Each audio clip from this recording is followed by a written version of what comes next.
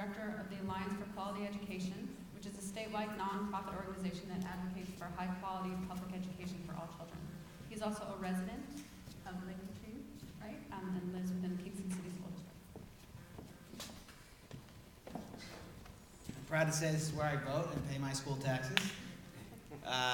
And you know, I think it's really important that this event's happening here in Kingston tonight. I think I used to substitute teach in this building sometimes, and I don't know who we could admire more, or should be admiring more in the society than the people who teach our children.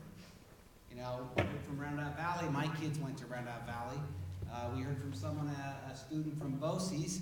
My youngest son finished his final year through a program at BOCES here in Ulster County, and it was a great experience.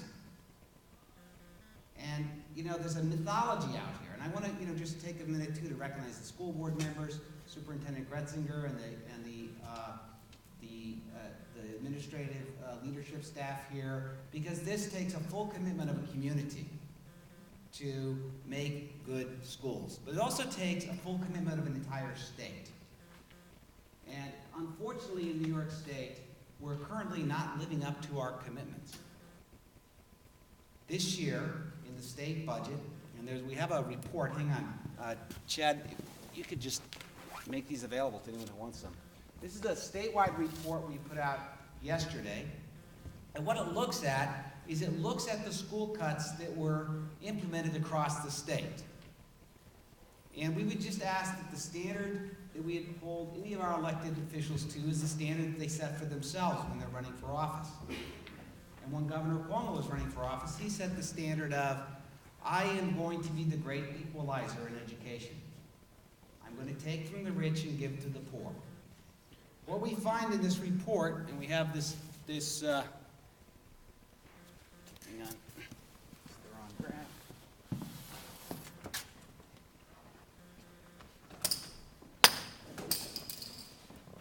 We have this graph right here.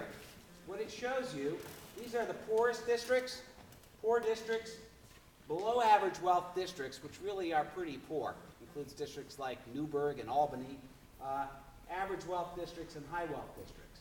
This is the size of the cut. You can see that the cuts per pupil, which is the only really fair way to measure the cuts, that the cuts per pupil in the poorest districts were twice as large as in the wealthiest districts, and in the poor districts, they were more than 3 times as large. So that is telling us who is paying the greatest price. So when we hear about the cuts to after-school programs, we hear about the cuts in guidance counselors, we hear about the inability to expand pre-K, we hear about in Poughkeepsie they've gone from full-day kindergarten to half-day kindergarten, something that I personally would consider should be a human right, kindergarten for a full day. You know, we hear about the cuts to foreign languages, we hear about the cuts to advanced placement programs, the inability to maintain our buildings adequately. We're fooling ourselves if we think that our children don't pay a price for this. All of us in this room know they do. We should have an honest conversation about that as a state and acknowledge that school cuts do hurt. Now, the next chart over here, this graph shows how Mid-Hudson Valley schools compare to the wealthiest school districts. You can see there again, on average per pupil, Mid-Hudson Valley schools lost $589 per pupil, wealthy schools lost $269 per pupil. To put that number in perspective, if you have $500 per pupil being lost, that's in a classroom of 25 students, that's $12,500 coming out of that classroom. Go ask Lori Nacarado what she would do if on the first day her principal said, okay, I want you to give me $12,500 out of your classroom. That's what our kids are losing. So there are other alternatives. Clearly, cuts could have been made in a different way. When Mario Cuomo was governor in similar economic times, he actually made cuts that prioritized protecting the neediest districts.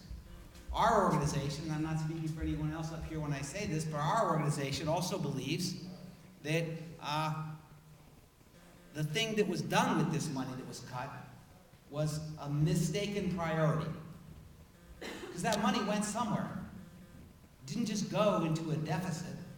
It went to help finance tax cuts for the wealthiest 3% of New Yorkers, the so-called millionaires tax. $5 billion tax cut to people, mostly to millionaires and billionaires. So you could just imagine, I don't think there's that many millionaires living in the Kingston district. I bet there's less billionaires. You can just imagine the money's coming out of some places and going to other places. When it's coming out of some schools and going to tax cuts that mostly people weren't even asking for. So it's really, there were other options, and we need to make our children a priority. And I really want to thank Robin for convening this event and thank everybody for speaking out tonight.